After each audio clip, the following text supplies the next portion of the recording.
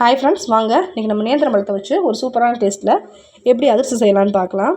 அதுக்கு ஒரு இட்லி பாத்திரத்தை எடுத்திருக்கேன். அதில் தண்ணி ஊற்றி இட்லி வேக வைக்கிற மாதிரியே நம்ம மேலே துணி போட்டு எடுத்துக்கலாம். இந்த 2 பழத்தையும் நான் அதில் வச்சு வேக வைக்க போகிறேன். ஒரு 10 நிமிஷம் வெந்தால் போதும். நல்லா மசிப்படுற அளவுக்கு வெந்தால் போதும். இது 10 நிமிஷம் ஆயிடுச்சு. பாருங்கள், நல்லா வெந்துருச்சு. இந்த தோல் நிறம் மாறி வந்தாலே அது வெந்ததுக்கு அர்த்தம் தான். தனியாக எடுத்து வச்சுக்குவோம். ஒரு பவுல் எடுத்துக்குவோம். பவுலில் இந்த வேக வச்ச பழம் 2ஐயும் நம்ம பிச்சு சேர்த்துக்கலாம். இது வெறுமனே சாப்பிட்டாலேயும் நல்ல சத்து தான்.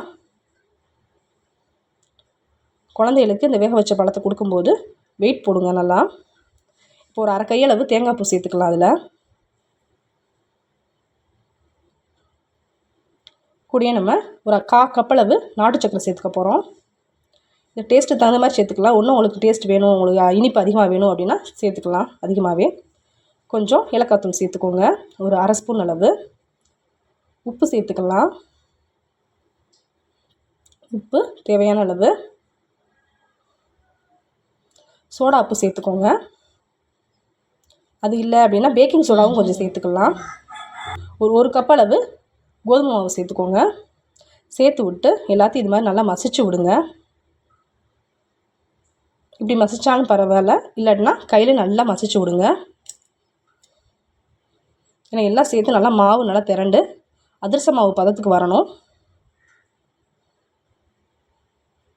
இதோட கொஞ்சம் நம்ம நெய்யும் பாலும் சேர்த்துக்க போகிறோம்.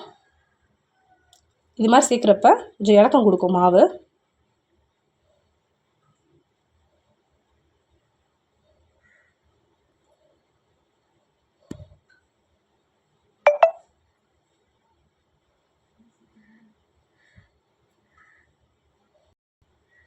பாருங்கள், மாவு ரெடி ஆயிடுச்சு.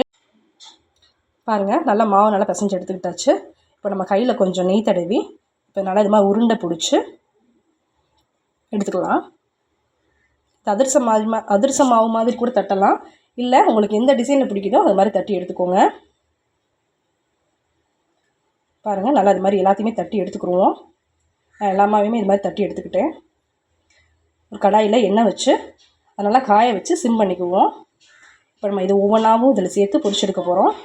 சிம்லேயே நல்லா பொரிச்சு அப்போ தான் நல்லா வரும் வெந்து. பாருங்கள், சூப்பரான நேந்திரம் பழ அதிரசம் ரெடி ஆயிடுச்சு. பார்க்கவே சும்மா சூப்பராக இருக்குல்ல. ட்ரை பண்ணி பாருங்கள். இது சத்தான அதிரசம் கூட.